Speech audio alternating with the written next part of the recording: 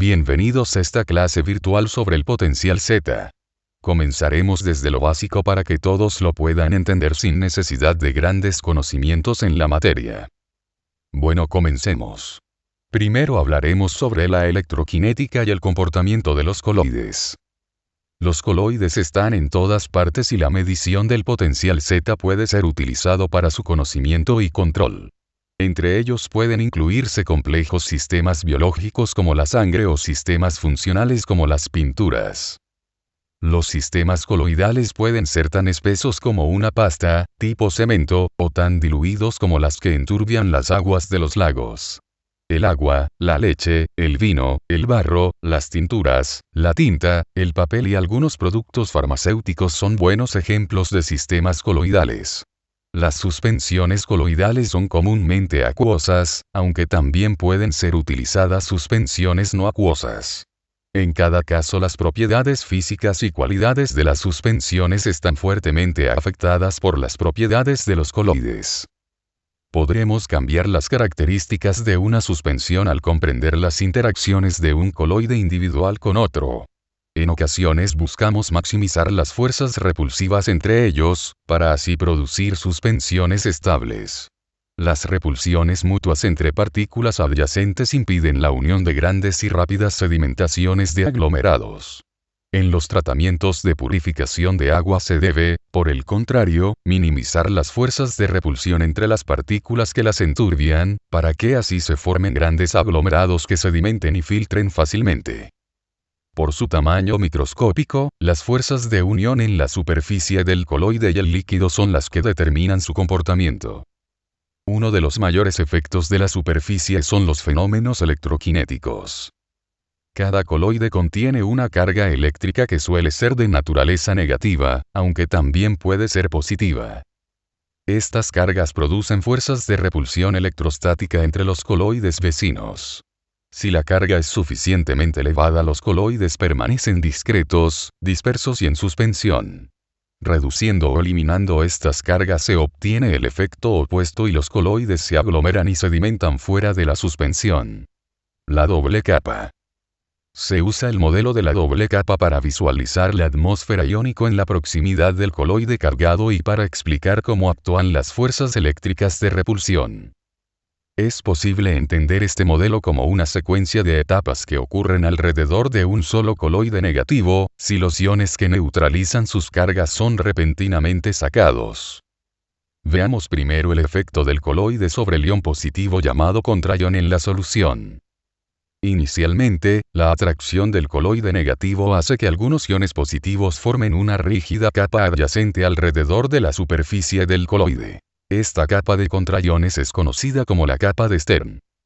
Otros iones positivos adicionales son todavía atraídos por el coloide negativo, pero estos son ahora rechazados por la capa de Stern, así la capa difusa puede ser visualizada como una atmósfera cargada rodeando al coloide. Variación de densidad de iones en la capa difusa. Estas figuras son dos representaciones del cambio en densidad de carga en la capa difusa. La primera muestra la variación en la concentración de iones positivos y negativos con la distancia de un coloide negativo. La segunda enseña el efecto neto. Eso es, la diferencia en la densidad de carga positiva y negativa. Ya habiendo definido lo anterior, podemos definir con mayor profundidad el término de potencial Z. El coloide negativo y su atmósfera cargada positivamente producen un potencial eléctrico relativo a la solución. Este tiene un valor máximo en la superficie y disminuye gradualmente con la distancia, aproximándose a cero fuera de la capa difusa. La caída del potencial y la distancia desde el coloide es un indicador de la fuerza repulsiva entre los coloides en función de la distancia a las cuales estas fuerzas entran en juego. Un punto de particular interés es el potencial donde se unen la capa difusa y la de Stern.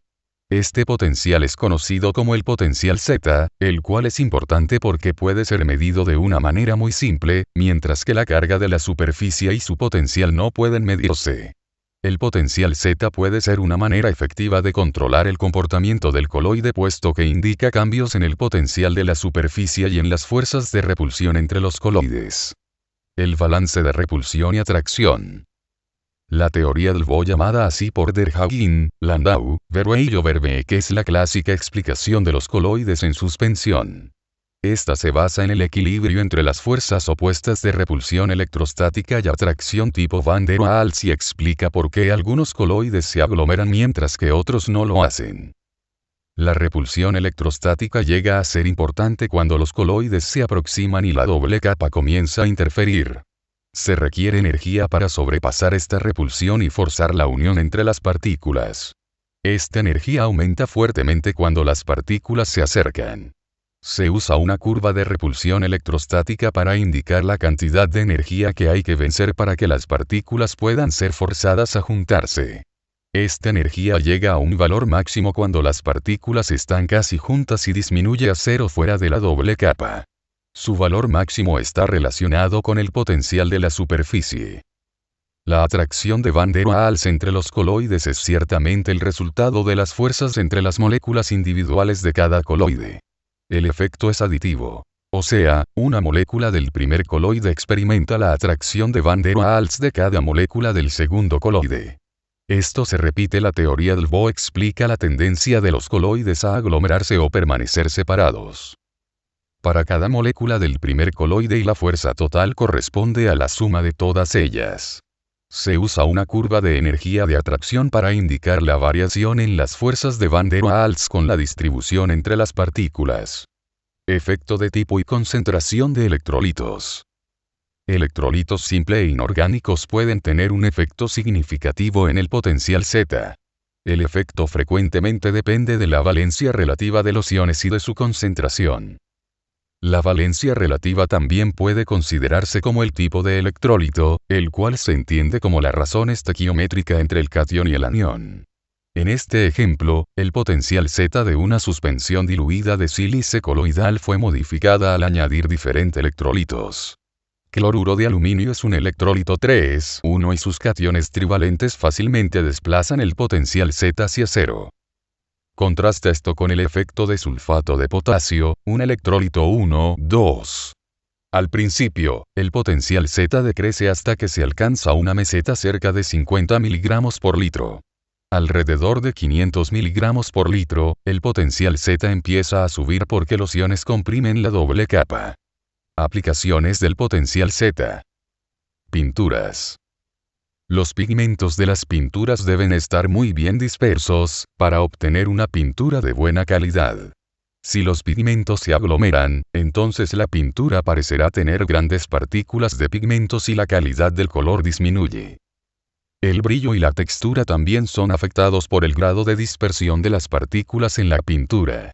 Las medidas del potencial Z pueden ser utilizados en este caso para controlar la composición de la pintura y la cantidad de aditivos necesarios para una dispersión óptima.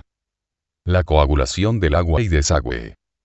El potencial Z es una manera adecuada de optimizar la dosificación de coagulante en el agua y en tratamientos de desagüe por coagulación.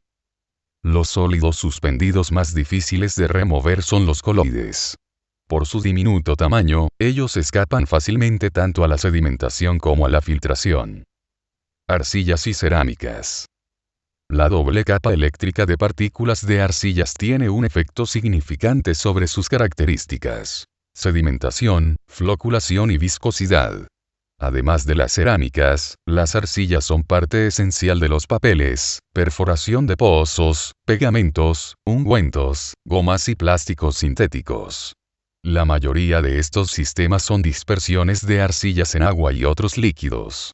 La química del coloide de barro es importante en casi todas las aplicaciones donde se usan arcillas y líquidos, como en los problemas de consolidación de la tierra, nutrición de las plantas, preparación y modelado de cerámicas y en la perforación de pozos de petroleros. Minerales. Se separan muchos elementos de los minerales tales como cobre, plomo, zinc y tungsteno del mineral al mezclarlos con un colector y al suspenderlos en agua. Luego se les somete a flotación. Se inyecta aire a la mezcla y el colector hace que las partículas se adhieran a las burbujas y así puedan recubrir la superficie de la burbuja.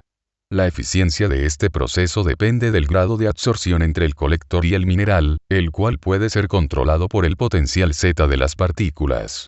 Otra interesante aplicación de los estudios de potencial Z ha sido la minimización de la viscosidad de los barros de carbón. Productos farmacéuticos. Las propiedades físicas de los productos farmacéuticos afectan los resultados esperados del producto. Una suspensión satisfactoria no se endurece y se mantiene aun cuando usted la guarda en el gabinete. Con coloides finos esto puede lograrse agregando un agente de suspensión para incrementar el potencial Z y producir una máxima repulsión entre las partículas adyacentes. Fabricación de papel. La retención de fibras y finos puede ser aumentado mediante el control del potencial Z. El potencial Z reduce la cantidad de sedimentos producidos por la planta de tratamiento de desagüe y también reduce la carga en sistemas de reciclaje. Si les ha gustado el video denle like, comenten y suscríbanse. Si este video tiene éxito subiré otro del tema que ustedes me pidan. Gracias.